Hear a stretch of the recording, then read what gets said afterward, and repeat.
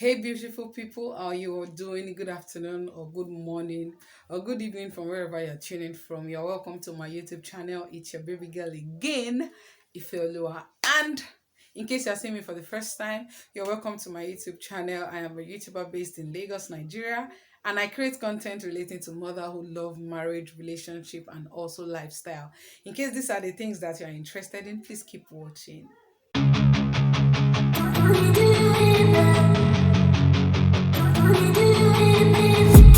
I've been dreaming on in my head like I've seen it. A life worth living is a life with meaning. I'll do what I love. So today I'll be filming a video relating to what I did for the men. In case you've not seen it, I'll link it in the cards or in the description box. I made a video, or I filmed a video for the men, telling them the things that they need to put in place before they get married. And I also got a request, and I said in that video that in case we ladies we want that kind of a video, we should, let me know in the in the comment section. And someone actually commented that I should do for the ladies. Also, I also got some requests also on WhatsApp that I should do something like that. So that's why I'm here today, to make that kind of a video. What are the things that you need to put in place as a woman, as a lady, as a bride to be? Again, what are the things that you need to put in? Have a source of income.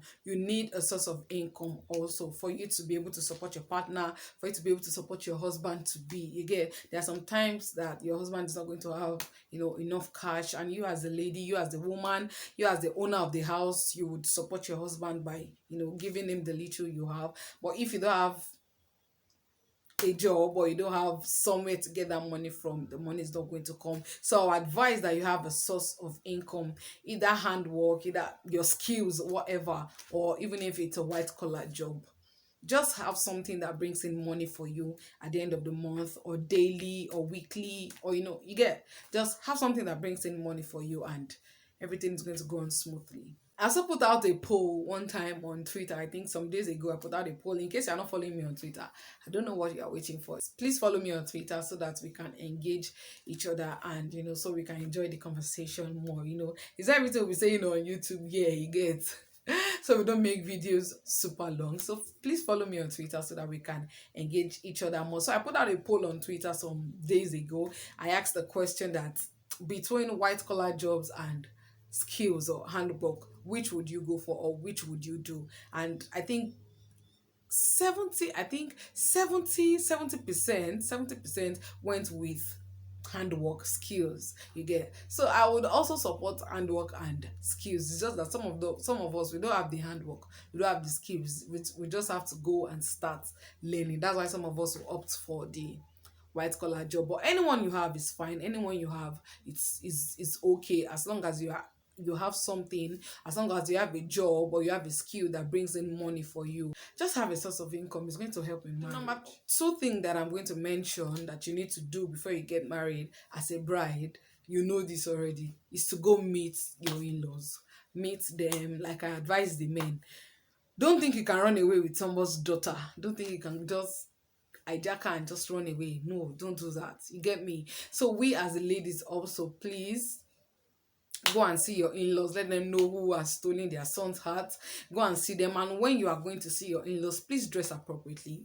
You as a mother-in-law, how are you going to feel when a lady just walks into your house and she's dressed inappropriately? Please, when you go to your in-laws, when you are going to visit your in-laws, please dress appropriately. I'm not saying that you should pretend to them. I'm not saying you should wear your and buba or your mommy's clothes because you want to go and visit your in-laws. No, there are some clothes that you can wear. There are some ways that you would dress that you are going to appeal to your in-laws. You're going to appeal to them, and they are just going to love you and just fall in love with you, messing you without even hearing you speak. This takes me to the next thing that you should do when you visit your in-laws. Please, when you visit them, discuss intelligently. Don't go there discussing about depending on your relationship with them, actually. But I don't think going there to discuss with them about, okay, one chief that you met or blah blah blah, I don't think that's nice. But discuss with them intelligently. You guys should have intelligent discussions. Just find your way around it, and I'm sure it's going to work well for you. So the next thing I'm going to advise as a bride after you meeting your in-laws is to go for shopping.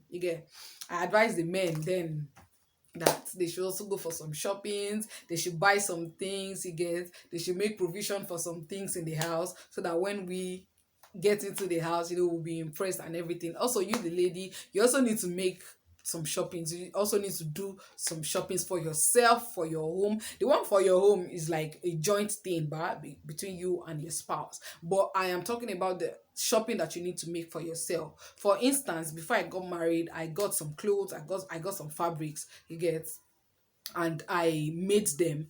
I went to the tailor and I made these fabrics and I kept them. I took them to my husband's house. You understand? Because the reason I did this is because the first month, okay, you guys will still be doing honeymoon. The second month, you will still be doing, okay. You guys are not going to have time to go to the market to go and start buying fabrics, to go and start sewing, all these couple goals things, all this twinning kind of thing. You need to have made provision for them before you get married. It's nothing bad. You can go to the market, get senator material, or get any fabric you really wish to get it, and divide it between you and your spouse. Make yours before you go to your husband's house. If possible, let your husband also make his, because by the time that people get married today, you guys, things will start coming up that you need to take care of. Things will start coming up that you need to take care of, and at the end of the day, you just say, I mean, let us forget about clothes, Jerry. But there'll be some times that you guys need to appear in the same fabric. Maybe you're going to church for your Thanksgiving, or you guys have an event. There'll be, yeah, times like this you need to appear in the same fabric. I'm not saying it's compulsory, but I'm only letting out my mind, or only letting out my own thoughts about it. Let me know what you feel about that kind of thing. You and your husband appearing in the same fabric. What do you think? Some people don't like it and some people do. Let me know what you feel in the comment section. So like I said, you appear with your spouse in the same attire. You need to have gotten this fabric before you go to your husband's house, you as a lady. Also, there are some things that you need to get as a lady before you go to your husband's house.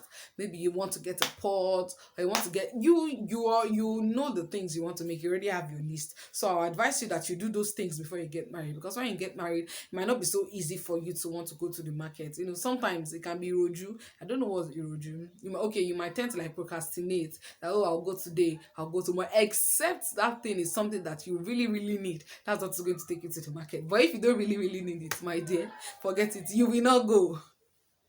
I'm talking from my own perspective. Oh. You will not go until you really, really need that thing. So for you to like avoid all of that, just get them before you go to your husband's house while preparing for your wedding. Just get them and you'll be fine. The third thing, or I mean the last thing I will actually advise that you do is to treat yourself. Yeah, examine yourself and treat yourself.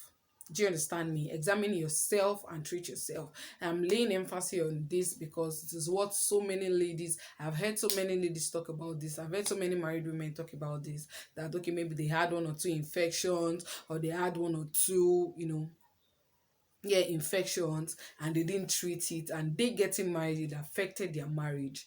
Do you understand me? It affected them in their marriage. So I'll advise you, before you get married, just go to the hospital, run a thorough check on yourself, ask the doctor or tell the doctor that you want to run a thorough check on you.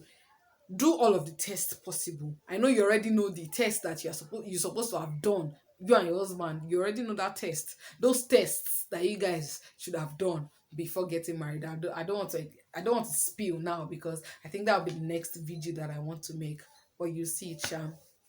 So don't forget to go to the hospital, run check on yourself, examine yourself, treat yourself. If there's any infection or any toilet, whatever that you need to treat it, and so you don't go affect your partner with whatever disease. Sometimes it's not you that you need to treat a disease, or you need to treat an infection. It doesn't mean that okay, maybe you were promiscuous, or you were doing rubbish. It's not that. Sometimes it's a situation of maybe toilet infection. Maybe you used someone's toilet, or you used a public toilet, and from there you caught an infection and you didn't even know.